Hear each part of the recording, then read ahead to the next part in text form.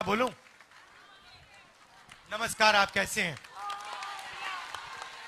देखिए, सबसे पहले आपका स्वागत। आप यहां आई, गर्मी में आई, दिल से आपका धन्यवाद करता हूं। हिंदुस्तान में अलग अलग लोगों की बात होती है, जात की बात होती है, पिछड़ों की बात होती है, दलितों की, आदिवासियों की, गरीब जनरल कास्ट की, सबकी होती है। मगर एक बात शायद मैंने आज तक नहीं सुनी, जो मैं अपने भाषणों में कह रहा हूं, कि आजकल दोनों महिला और पुरुष काम करते हैं, चाहे वो खेत में हो, मजदूरी हो, जॉब हो, कॉल सेंटर हो, उबर हो, जो भी हो। अगर आप देखेंगे, हिंदुस्तान की महिलाएं काम करती हैं और हिंदुस्तान के पुरुष काम करते हैं। बाहर, घर से बाहर जाकर काम करते हैं। उस काम के लिए महिलाओं को भी पैसा मिलता है, पुरुषों को भी पैसा मिलता है, तो वहां कोई प्रॉब्लम नहीं है। वहां यह प्रॉब्लम है कि बड़ी बड़ी कंपनियों में महिलाओं को कम जगह मिलती है, पुरुषों को ज्यादा मिलती है। मगर पैसे का वहां पे कोई प्रॉब्लम नहीं है।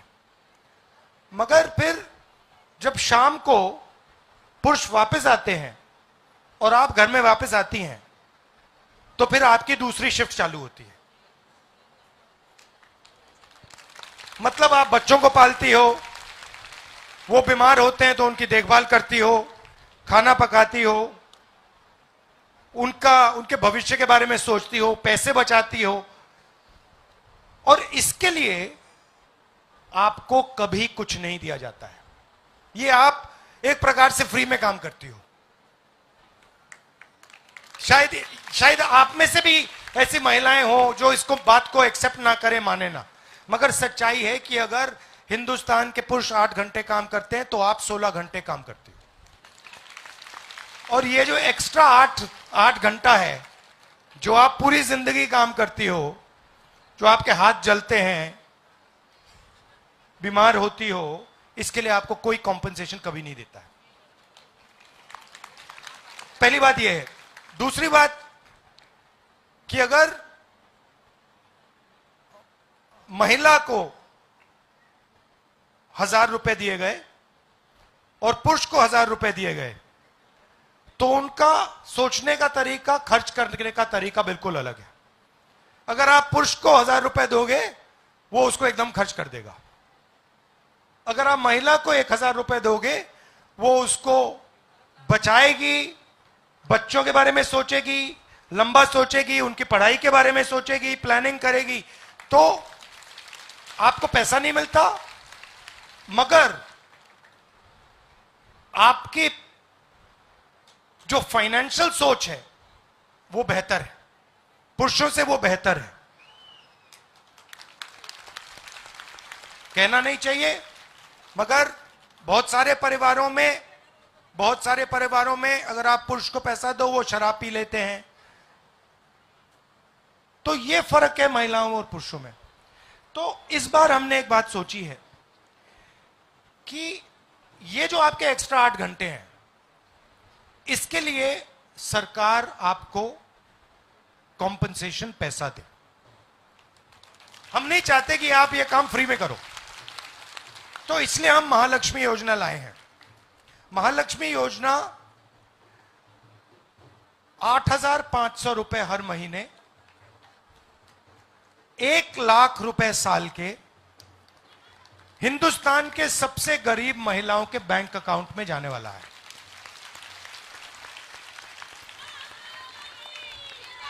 अब मतलब आप में से यहां पे इस मीटिंग में जो भी गरीबी रेखा से नीचे है, जब आप जुलाई 5 तारीख को अपना बैंक अकाउंट देखोगे, उसमें आपके 8500 रुपए मिलेंगे। वो जुलाई में होगा, अगस्त में होगा, सितंबर, अक्टूबर, नवंबर, दिसंबर, वो चलता जाएगा। कब रुकेगा? जब वो परिवार गरीबी रेखा से निकल आएगा। और इसके पीछे दो तीन सोच है। एक सोच है कि अगर आप परिवार को फाइनेंशियली मजबूत बनाना चाहते हो तो वो महिला बना सकती है, वो पुरुष नहीं बना सकता। एक्सेप्शंस हो सकते हैं, मगर अगर आप नॉर्मल तरीके से देखें तो महिला बना सकती है, पुरुष वो काम नहीं कर सकता। पहली बात। दूसरी बात, आप फ्री में काम करती हो, सरकार ये नहीं चाहती है कि आप फ्री में काम करो। और तीसरी बात, अगर हमने महिलाओं को पैसा दिया तो वो दूरदृष्टि से सोचेंगी, फाइनेंशियल अवेयरनेस के साथ काम करेंगी और परिवार को ज्यादा फायदा होगा। ये एक योजना है। दूसरी योजना, जो नरेंद्र मोदी जी ने महिला रिजर्वेशन की बात की, पार्लियामेंट में धूमधाम से उन्होंने मतलब महिला रिजर्वेशन बिल पास किया और फिर कह दिया कि भैया इसको हम 10 साल बाद लागू करेंगे। सर्वे होगा, सर्वे के बाद 10 साल में हम लागू करेंगे। सर्वे नहीं करेंगे, सर्वे होगा ही नहीं। 10 साल छोड़ो, वो 20, 25, 30 साल, 50 साल में नहीं होने वाला। और इसके पीछे सोच है। देखिए, उनका सबसे बड़ा संगठन है आरएसएस। आप जानते हैं कि आरएसएस में महिलाओं को लेते ही नहीं है, वो महिला अंदर ही नहीं जा सकती। तो ये इनकी सोच में बहुत गहरा घुसा हुआ है कि महिलाओं को सेकंड क्लास सिटीजन रखना है। तो दूसरा काम हम करेंगे, जो उन्होंने कहा कि 10 साल बाद वो रिजर्वेशन देंगे, हम एकदम आपको रिजर्वेशन दे देंगे, लोकसभा, राज्यसभा, विधानसभा। और मैनिफेस्टो में हमने ये भी लिखा है कि सरकारी नौकरियां जो हैं, पब्लिक सेक्टर में, सरकारी ऑफिसेज में, अस्पतालों में, कॉलेजेस, यूनिवर्सिटीज में 50% महिलाओं के लिए रिजर्व होगी। क्योंकि हम सोचते हैं कि जब तक महिलाओं को भागीदारी नहीं मिलेगी, चाहे वो राजनीति हो, कॉरपोरेट इंडिया हो, पब्लिक सेक्टर हो, जुडिशरी हो, जब तक महिलाओं को भागीदारी नहीं मिलेगी तब तक ये देश प्रगति नहीं कर सकता है। ये हम इस बात को एक्सेप्ट करते हैं, मानते हैं और इसके साथ हम आगे चलते हैं। तो ये चीजें हम आपके लिए करने जा रहे हैं। यहां मनरेगा तो यहां चलता नहीं है, मगर मनरेगा में आज 250 रुपए मिलते हैं। महिलाएं काफी मनरेगा का काम करती हैं, उसको हम 400 रुपए कर रहे हैं। और जो आशा और आंगनवाड़ी में महिलाएं काम करती हैं, उनकी आमदनी को हम दुगना करने जा रहे हैं। मगर यहां मैं आपसे कहना चाहता हूं, सबसे जरूरी चीज है कि हमें महिला विधायक, सांसद, मंत्री, हमें ये चाहिए। तो आपको नहीं, क्योंकि जब तक हम एमएलएज नहीं लाएंगे, एमपी नहीं लाएंगे, तब तक आपकी आवाज नहीं पहुंचने वाली। सीधी बात है। तो आपको प्रधानी में जगह मिल गई है, अब हम आपको राज्यसभा, लोकसभा, विधानसभा में जगह देंगे। और फिर 50% हम चाहते हैं कि 50% महिला हो उसके अंदर। क्योंकि मैं जानता हूं कि आपकी आवाज दबाई जाती है, घर में दबाई जाती है, समाज में दबाई जाती है, सड़कों में आपको डराया जाता है। और इसको बदलने का यही तरीका है कि महिलाओं को भागीदारी मिले और महिलाएं दिखाई दें सब जगह। तो ये मैं थोड़ा सा आपको बताना चाहता था। अब आपके कोई सवाल हो उदित राज जी से, मुझसे, या आप कुछ कहना चाहती हैं, आप खुल के कहिए। नहीं, आप कह रही हैं वो हो गया खत्म, मैंने बोला नहीं।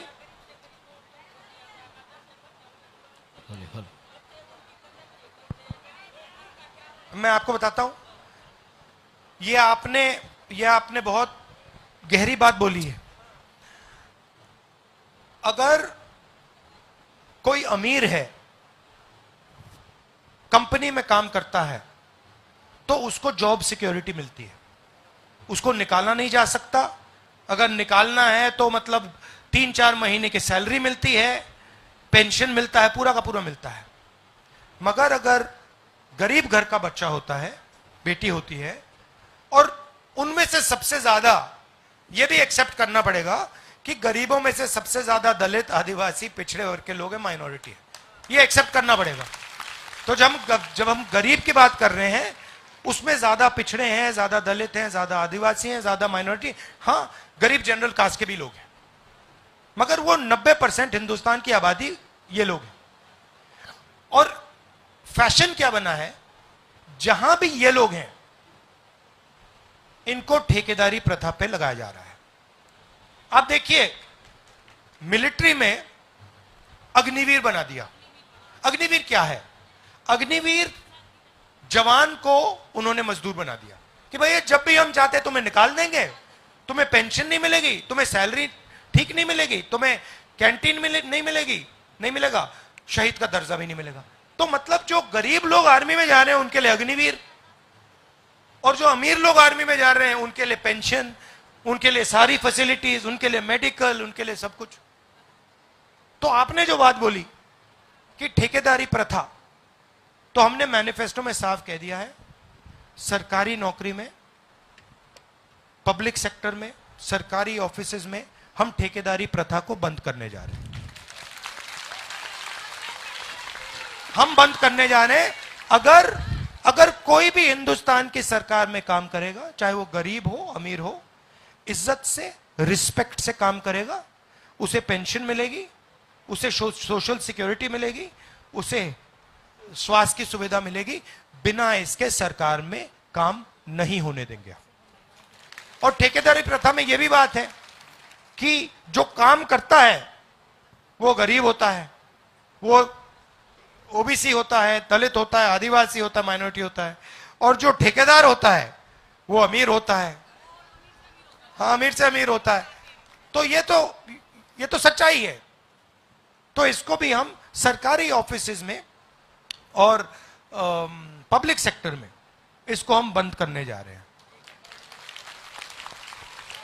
क्योंकि देखिए नरेंद्र मोदी जी ने पिछले 10 साल क्या किया, 16 लाख करोड़ रुपए उन्होंने अरबपतियों को पकड़ा दिए।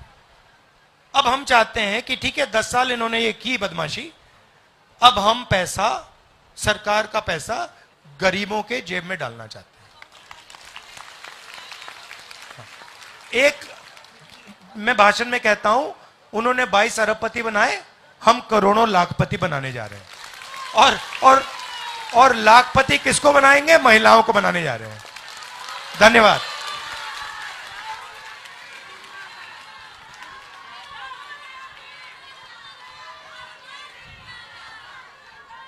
धन्यवाद माननीय राहुल गांधी जी, केसी वेणुगोपाल जी, दीपक बाबरिया जी,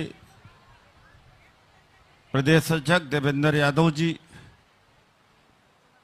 बहनों, माताओं, आप जिसकी बात सुन रहे हैं, सुने अभी, आगे की देश की तकदीर वही है। अगर आपने उनके हाथ में तकदीर नहीं दिया तो मैं आपको कह सकता हूं कि 10 साल एक नौजवान की जवानी बर्बाद हुई। 2014 में मोदी जी आए, आपके भाई, आपके बेटे की जो उम्र 23 और 24 वर्ष रही होगी, आज 33 और 34 वर्ष उम्र हो गई, बेकार हो गया, नौकरी मिली नहीं। एक पीढ़ी बर्बाद हो गई, दूसरी पीढ़ी बर्बाद मंद होने लगी। मानते हैं कि नहीं मानते हैं? दुनिया में गैलप सर्वे में दुनिया में सबसे ज्यादा दुखी पीड़ित युवा भारत में है, दुनिया में, और उनको निकालने का काम आप ही कर सकते हैं, माननीय राहुल गांधी जी और कांग्रेस पार्टी कर सकते हैं, और कोई कर नहीं सकते। मैं कोई वोट लेने के लिए नहीं कह रहा हूं, मैं वोट लेने के लिए नहीं कह रहा हूं। आजाद भारत से 14 तक अगर पिछड़ों को, दलितों को, महिलाओं को भागीदारी मिली तो कांग्रेस पार्टी के द्वारा मिली है। अगर कांग्रेस पार्टी न होती तो आज अभी भी ये नाले में पड़े रहते। दूसरी बात है, लेकिन अगर आप पारिवारिक हैं, आपके बच्चे हैं, जवान हो रहे होंगे, बेटा पढ़ लिख गया होगा, ग्रेजुएट होगा, राहुल गांधी जी ने उनके लिए भी इंतजाम किया है। आप जानते हैं 83% शिक्षित इस देश में बेरोजगार है। बांग्लादेश और पाकिस्तान से भी खस्ता हाल है। ये गोदी मीडिया नहीं दिखाती, अलग बात है। 83%।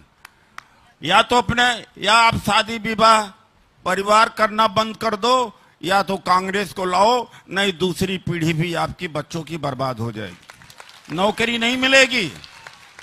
और एक बात मैं आपको और बता देना चाहता हूं, ताली तो बजा रहे हो, आपकी जिम्मेदारी परसों तक है। हर काम छोड़ करके 10-10, 20-20 कितने लोगों के पास मोबाइल है? करीब करीब सबके पास मोबाइल है। सब लोग 100-100, 50-50 लोगों को फोन करें, व्हाट्सएप करें। ये उत्तर पश्चिम लोकसभा की सीट आप ही लोग जिता दोगे। जिता दोगे नहीं जिता दोगे। ये केवल इसीलिए नहीं कि आए वो भाषण सुन के चले गए। मैं क्यों जुड़ा? माननीय राहुल गांधी जी के नेतृत्व में कांग्रेस में क्यों आया?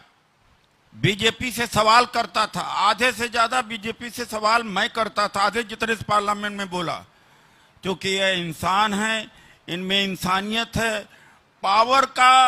इनको पावर की भूख नहीं है। मोदी जी ये 2009 में चाहते तो माननीय राहुल गांधी जी देश के प्राइम मिनिस्टर बन गए। ये आपके लिए जीते, हमारे लिए जीते हैं, देश के लिए जीते हैं। ये मैं सच कह, आई बिलीव इट, ये मैं सच कह रहा हूं कि उसके लिए जीते हैं। आप अगर चाहते हो ये नेता आपका प्राइम मिनिस्टर आगे बने, आपका कर्तव्य आगे और बढ़ जाता है। 100-100 बहनों को, 200-200 बहनों को आप वोट डलवाना पड़ेगा, आपको जूझना पड़ेगा, दोपहर में निकलना पड़ेगा आपको।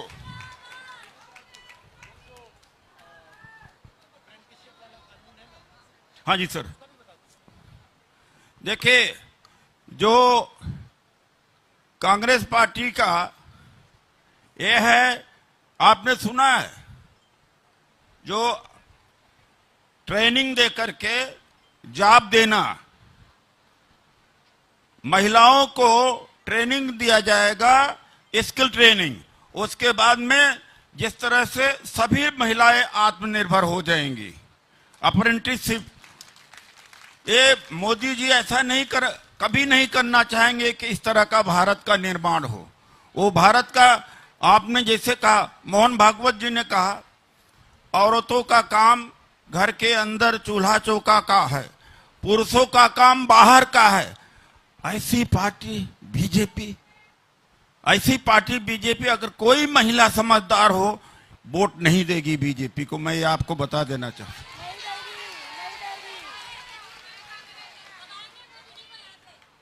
भगाएंगे ना? आपके अकाउंट में 1 लाख रुपए आने लगेगा।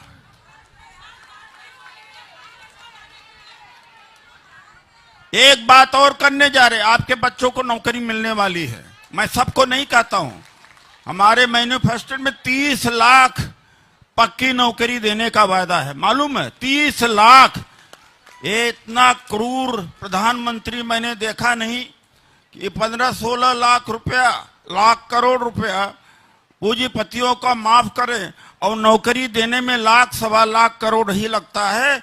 30 लाख नौकरियां खाली पड़ी हुई हैं केंद्र सरकार में। इनका मकसद केवल है कि SC ST OBC के लोग आए न।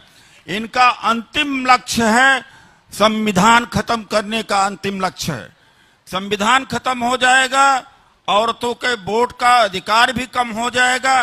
खासतौर से अकलियत और ईसाइयों को वोटिंग राइट से वंचित करने वाले हैं। ये देश के कई टुकड़े कर देंगे और जो देश के अंदर इस समय डरने का माहौल है वो और बढ़ता चला जाएगा। और आपने कहीं यहाँ कुताही किया, चूक किया, तो हो सकता है कि हम लोग दोबारा इस तरह का मंच लगाने का अधिकार न रहे। डेमोक्रेसी खत्म हो जाए, संविधान खत्म हो जाएगा, न कोई MP होगा न कोई MLA होगा।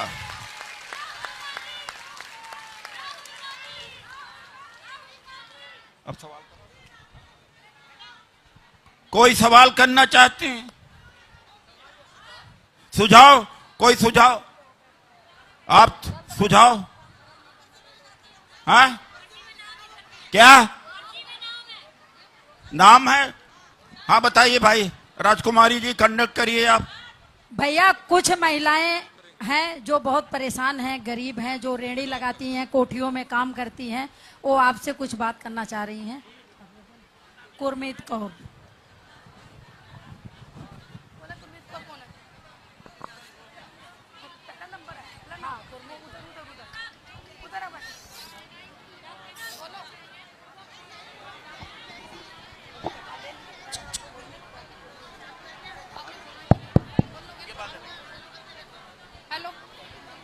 गुरमीत कौर।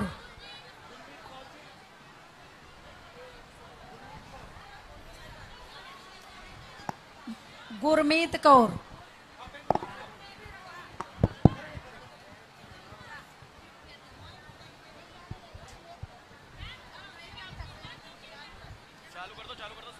हेलो हेलो, चालू है।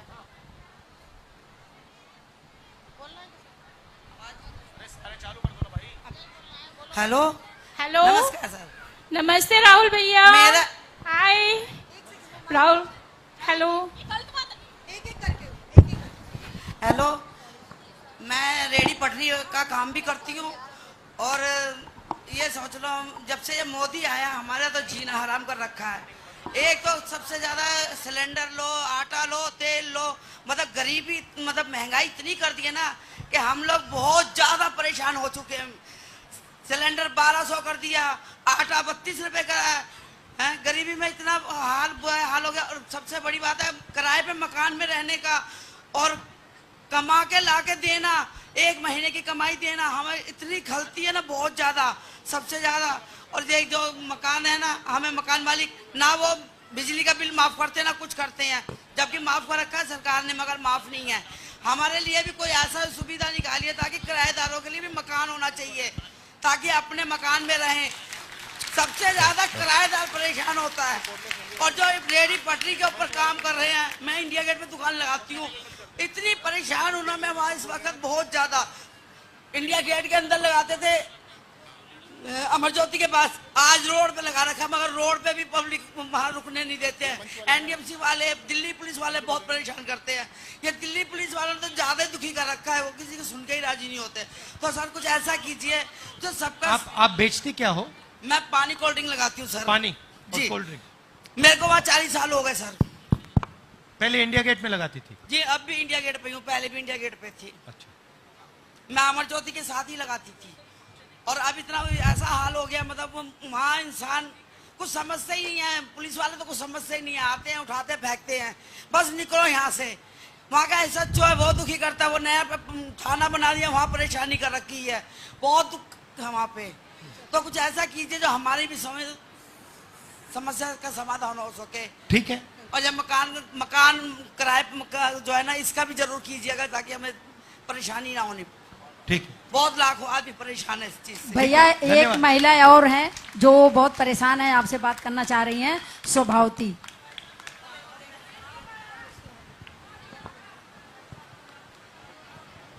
हेलो, हाँ भाई साहब नमस्ते।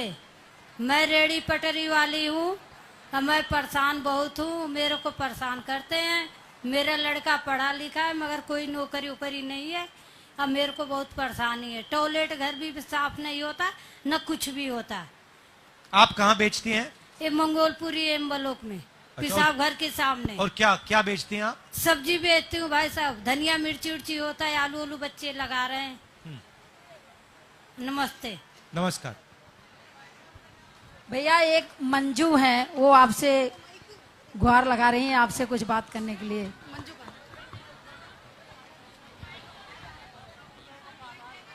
हेलो, नमस्ते। हेलो हेलो, नमस्ते सर जी। सर जी, महंगाई बहुत हो रही है। इसी महंगाई से कारण बहुत परेशान है हम सब। हमारी लड़की बहुत पढ़ी लिखी है लेकिन उसे नौकरी नहीं मिलती है। मेरे पति दारू ज्यादा पीते हैं। हम 2-4 गाय हमारे, हम गाय का दूध बेचते हैं, उससे गुजारा करते हैं। लोग आते हैं, कमेटी वाले गाय उठा उठा के ले जाते हैं हमारी। हम गाय खरीद के लाते हैं, हम गुजारा कैसे करें? मेरे पति दारू ज्यादा पीते हैं, सिलेंडर भी बहुत महंगा कर रखा है, आटा चीनी सब तेल सब महंगा कर रखा है, हम इसमें बहुत परेशान हैं। तो आपके बैंक अकाउंट में साल का 1 लाख रुपए आएगा तो फायदा होगा आपको? सर आप डालोगे, जिंदगी बदल जाएगी ना, जिंदगी बदल जाएगी। तो यही हम करना चाहते हैं। देखिए जो रेडी पटरी वाले हैं, हम आपके लिए कानून लाए थे 2013 में, आपके लिए कानून लाए थे आपकी प्रोटेक्शन के लिए, वेंडर एक्ट, और इसको बीजेपी वालों ने खत्म कर दिया। हमारी सरकार आएगी, हम फिर से वो एक्ट लाएंगे और आपकी रक्षा करेंगे, आपकी प्रोटेक्शन करेंगे। आप कुछ कहना चाहते हो? बोलो। सर मेरी फैमिली 75 साल से कांग्रेस से जुड़ी हुई है। मेरी सास मतलब मेरे हस्बैंड जब पैदा हुए थे ना, तो वो दूसरे दिन ही जेल में गई थी इंदिरा गांधी जी के साथ। लेकिन हमें आज तक उस चीज मतलब अब मेरे हस्बैंड नहीं है, मैं 4 बच्चे पाल रही हूँ, अकेली विधवा। मेरे को जी नहीं।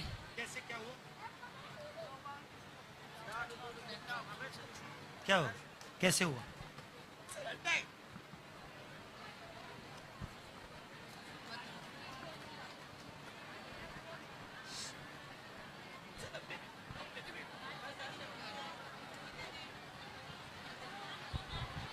राहुल जी, मैं आपको नमस्कार करना चाहती हूँ। और दूसरी बात,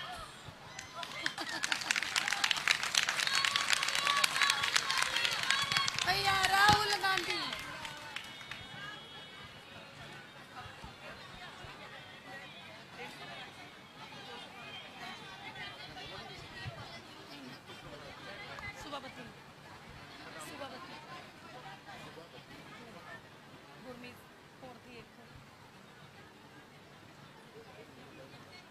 मोबाइल नंबर को मेरी लिस्ट में लिखा प्लीज आ जाओ, इनको याद नहीं होगा, लिस्ट में तो है अपने परवीन सर।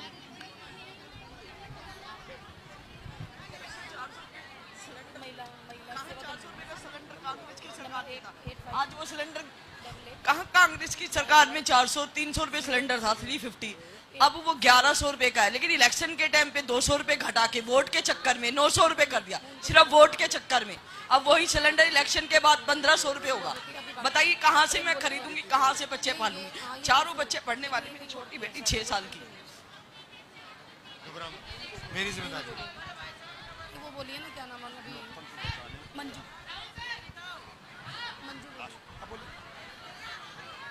देखिए माननीय राहुल गांधी जी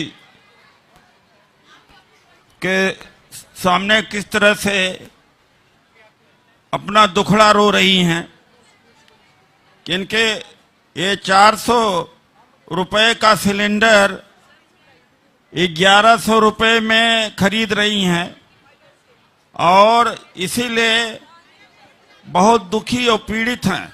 कितनी महंगाई है आप जानते ना, 400 रुपए का जो सिलेंडर हुआ करता था, अब ये सिलेंडर 1100 रुपए में हो गया है। और ये महिला कह रही हैं कि गलती अगर कहीं कर दिया तो मोदी की अगर सरकार दोबारा आई तो 2000 और 1500 रुपए में सिलेंडर मिलेगा, आपका जीना मुश्किल हो जाएगा।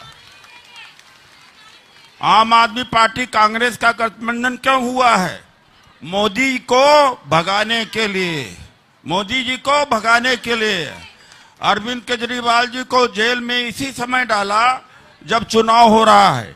ये लोकतंत्र बचाने के लिए, यानी संविधान बचाने के लिए हमने गठबंधन किया है। तो आम आदमी पार्टी कांग्रेस दोनों साथ में मिलकर के लड़ रहे हैं लोकतंत्र बचाने के लिए। तो आप बोलना चाहती हैं? राहुल गांधी जी नमस्कार जी, सबको नमस्कार। मेरा देखो, मैं परेशानी मेरी भी बहुत है। मेरे घर में ना लड़के नहीं है, आदमी भी नहीं है, 3 लड़कियां हैं, जवान है, काम करने जाते हैं, मिलता नहीं है काम। कहाँ से लेके आए, कहाँ से पाले हम घर बच्चों को? काम बंदा नहीं है, बिल्कुल कुछ भी नहीं है के अंदर। बीमार मैं रहती हूँ, हार्ट अटैक की बीमारी मेरे को, छल्ले चले, शुगर वैसे, बीपी वैसे रहता है, और पथरी या पित्त की थैली में, कहाँ से इलाज कराऊँ बताओ। कोई छोटा मोटा अस्पताल में कोई ले नहीं रहा मुझे, कि बड़ा अस्पताल में जाओ, प्राइवेट वालों में। पथरी है, हार्ट की बीमारी है, छल्ले चले, और वो है, शुगर है, बीपी है, बहुत परेशान। इनको सर हार्ट की बीमारी है, शुगर है, बीपी है, और कोई इलाज नहीं करेगा। मैं आपका नाम नंबर ले लूंगा, और जैसे 25 मई के बाद में मैं वैसे ही इलाज कराता रहता हूँ लोगों का। बालाजी में जाओ, बालाजी तो पैसे वालों के लिए, मेरे गरीबों के लिए थोड़ी ना। नहीं, मैं सरकार में कराऊंगा आपको। कोई कहता है हम ऑपरेशन नहीं करेंगे। आप शैलजा जी इनका नंबर नोट कहाँ कर से करेंगे लीजिएगा। बताओ, 3 प्रिया जी की इनका नंबर जवान नोट कर मेरी, लीजिएगा। मैं कहाँ से करूँगी पता, कोई खाने कमाने वाला कोई नहीं है, आदमी खत्म हो गया।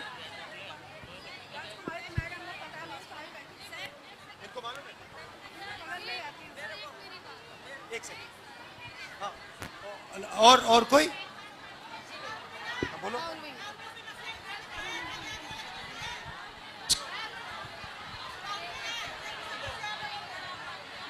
पहले मैं बोलूँगा। भैया आपको मेरी तरफ से शुभ कामनाएं हो भैया। राहुल भैया, मैं आपसे ये विनती करती हूँ, आपकी मम्मी दादी सब हम पहले से जुड़े हुए थे, लेकिन अब मेरे बच्चों ने इस उम्र में आके मुझे घर से बाहर निकाल रखा है।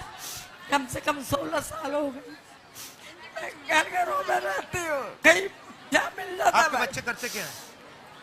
गरीब है, काम करते हैं, अपने फैमिली को चला रहे हैं। तो भैया बोलेंगे। मैं पटरी लगा ले। तो कहाँ रहती हो? सदर बाजार, घरों में रह करके अपना टाइम पूरा कर लेती, लेकिन मैं आपको नहीं भूलूंगी। राहुल जी आए हैं, राहुल जी आएंगे, राहुल जी हैं, राहुल जी आएंगे, वो जो पूरे दिन थे पीछे हम रखेंगे। राहुल जी आए हैं, राहुल जी आएंगे। मैं आपकी बचपन से मुझे तो विश्वास नहीं हो रहा है कि आपको देख रही हूँ। कोई सुझाव निकालो बेटा, मेरा बिल्कुल भी मेरे पास कुछ भी नहीं है। मेरे हस्बैंड बहुत ज़्यादा पीते हैं, बहुत ज़्यादा मारपीट करते हैं। मैं चाहती हूँ दिल्ली से शराब बिल्कुल बंद हो जाए, बिल्कुल खत्म हो जाए। आप सब मानती हैं? हाँ, सब मानते हैं, सब मानते हैं सर। और हमारा घर नहीं है सर, हम किराए पे रहते हैं, हमारा राशन कार्ड भी नहीं है। मैं चाहती हूँ मेरा राशन कार्ड बन जाए, मेरा अपना घर हो जाए। सर मैं आपको हक करना चाहती हूँ सर, प्लीज। आपसे एक बात कहना चाहती हूँ भैया।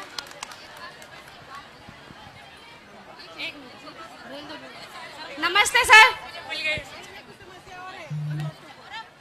अभी भैया मेरी अगली भी मीटिंग है। हाँ जी सर। कर्जे के ऊपर एक सवाल है आपसे। कर्ज के ऊपर पूछने थे। हेलो सर, मुझसे